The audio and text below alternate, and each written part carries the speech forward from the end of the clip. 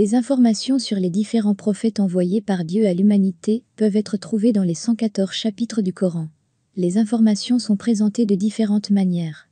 De quelques courts versets au long récit concernant le prophète Joseph, cela prend tout un chapitre. De plus, presque invariablement, les prophètes s'adressent à leur peuple particulier avec le même message. Ils ont ordonné à leur peuple d'adorer Dieu seul et de ne rien associer ni quiconque dans l'adoration avec lui. Les histoires des prophètes mettent l'accent sur cette doctrine fondamentale de l'islam selon laquelle Dieu est un. Le Coran indique clairement que les enfants et la richesse sont une parure de cette vie et que nous serons testés par notre amour pour eux. Dans les histoires des prophètes, nous voyons que Dieu a testé diverses nations par la perte de santé et par la perte de richesse, voire l'extrême pauvreté. Dieu déclare que le repentir et la patience sont les clés de la vie éternelle, donc accepter les épreuves et même remercier Dieu pour elles dénote un haut niveau de foi. Cependant, l'humanité est dans une lutte constante pour accepter le message de Dieu. De nombreuses nations ont échoué. L'histoire du prophète Job est différente. À travers son histoire, nous pouvons voir la lutte de l'humanité à un niveau plus personnel.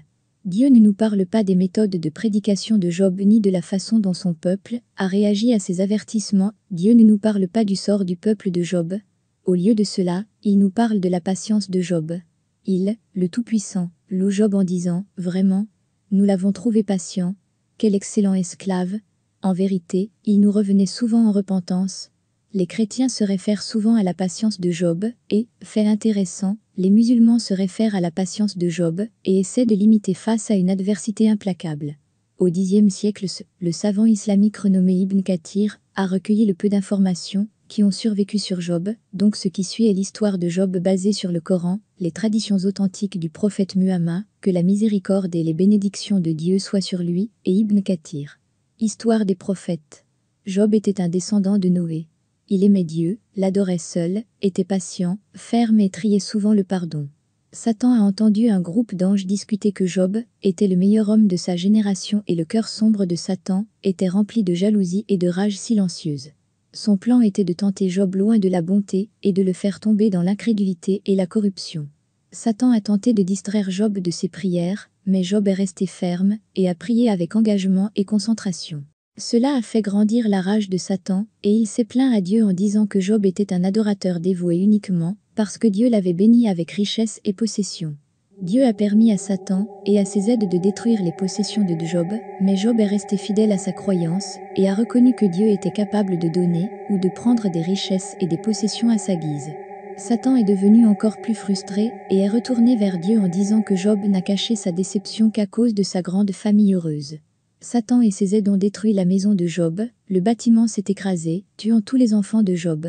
Une fois de plus, Job s'est tourné vers Dieu pour le confort, et a accepté ce test le plus difficile sans se plaindre. Satan s'est déguisé, et s'est approché de Job sous la forme d'un vieil homme. Le vieil homme a compati avec Job, et a suggéré que Dieu ne récompensait pas Job pour sa dévotion et ses prières, mais Job a répondu que Dieu donne et prend parfois, et qu'il était très satisfait de son Créateur. La colère silencieuse, mais ardente de Satan a grandi. Il est retourné vers Dieu en disant que Job était en forme et en bonne santé, et avait donc l'espoir de retrouver sa richesse, et d'avoir plus d'enfants.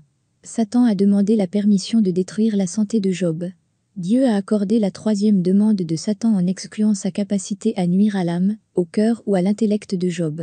Satan et ses aides ont commencé à nuire au corps de Job, par la volonté d'Allah. Il a été réduit à la peau et aux os, et a souffert de douleurs intenses. Job a également été atteint d'une maladie qui a poussé les gens à se détourner de lui avec répulsion, et ses amis et parents ont commencé à l'abandonner. Seule sa femme est restée avec lui. Elle s'occupait de lui et le douchait avec gentillesse même s'ils étaient sans le sou, et elle devait travailler comme domestique pour leur fournir un petit morceau de nourriture chaque jour. Tout au long de son calvaire, Job est resté dévoué à Dieu. Ses lèvres et sa langue sont restées humides du souvenir de Dieu, et il n'a jamais désespéré ni se plaint. Il a continué à remercier Dieu même pour cette grande calamité qui lui était arrivée. Satan était perdu, il ne savait pas comment éloigner Job de sa dévotion à Dieu, alors il a décidé de harceler la femme de Job. Il est venu vers elle sous la forme d'un homme, et lui a rappelé le bon vieux temps, et la facilité avec laquelle leur vie avait été autrefois.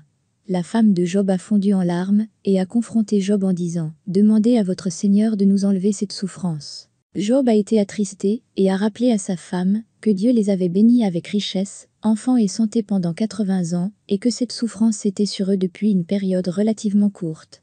Il a déclaré qu'il avait honte d'appeler Dieu à lever les difficultés, et a exhorté sa femme en disant que s'il retrouvait sa santé, il la battrait avec 100 coups. La femme aimante de Job a été dévastée, elle s'est détournée, et a cherché refuge ailleurs. Job se sentit impuissant, il se tourna vers Dieu, non pas pour se plaindre, mais pour demander grâce. En vérité, la détresse m'a saisi, et tu es le plus miséricordieux de tous ceux qui font miséricorde. Nous avons donc répondu à son appel, et nous avons supprimé la détresse qui était sur lui, et nous lui avons rendu sa famille, qu'il avait perdue, et ses semblables avec eux, comme une miséricorde de nous-mêmes, et un rappel pour tous ceux qui nous adorent. Dieu a restauré la santé de Job presque immédiatement. La femme de Job ne pouvait pas supporter d'être séparée de son mari bien-aimé pendant très longtemps, alors elle est revenue, et a été étonnée, quand elle a vu son rétablissement. Elle a crié ses remerciements à Dieu, et en entendant ces mots, Job est devenu inquiet. Il avait prêté serment de battre sa femme, mais il n'avait aucune envie de la blesser, car il l'aimait beaucoup. Dieu voulait soulager le cœur de son serviteur dévoué et patient, alors il lui a conseillé de prendre, dans votre main un paquet d'herbes minces, et de frapper avec votre femme, et de ne pas rompre votre serment.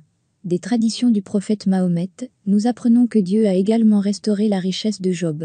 On raconte qu'un jour, quand il prenait une douche, ou un bain, Dieu l'a douché de sauterelles en or. Dieu a abondamment récompensé la patience de Job. Sa santé a été rétablie, sa famille lui a été rendue, et s'est multipliée, et il est redevenu un homme riche. Dieu nous dit que l'histoire de Job est un rappel pour tous ceux qui adorent Dieu. Quand on vénère vraiment Dieu en toute soumission, il faut être patient. Il est facile d'adorer pendant quelques jours, voire quelques semaines, mais nous devons être cohérents. La prière de nuit nécessite de la patience, le jeûne nécessite de la patience, vivre avec les tribulations et les épreuves requiert de la patience. La vie de ce monde est une épreuve, et pour passer et être récompensé par le paradis, nous devons acquérir la patience de Job.